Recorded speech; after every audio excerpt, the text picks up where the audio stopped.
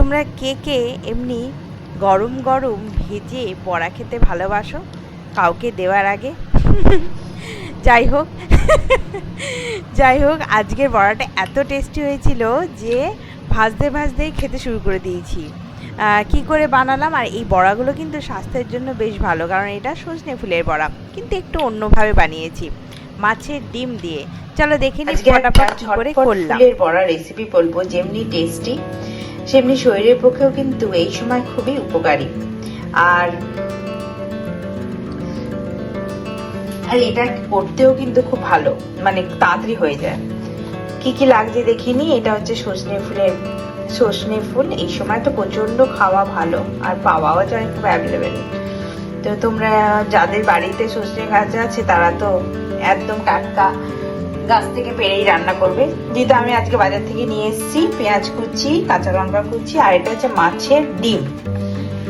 আর মাছের ডিমের সাথে করলে কি হয়, একদম মচমচে আর দারুণ টেস্টি হয়, একদম অন্য স্বাদের হয়। তোমরা বাড়িতে একবার করে দেখো।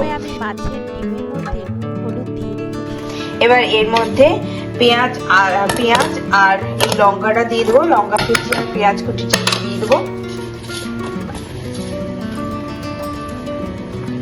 এবার এর মধ্যে মাছের এই ফুলগুলো দিয়ে দেবো, সজনে ফুলগুলো।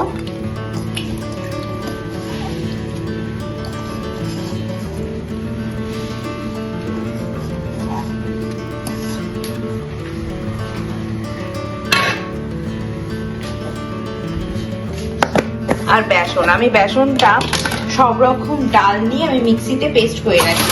এটা খেতেও সুস্বাদু হয়, প্লাস বাজারের যে বেসন থাকে তার থেকে একটু আলাদা হয়।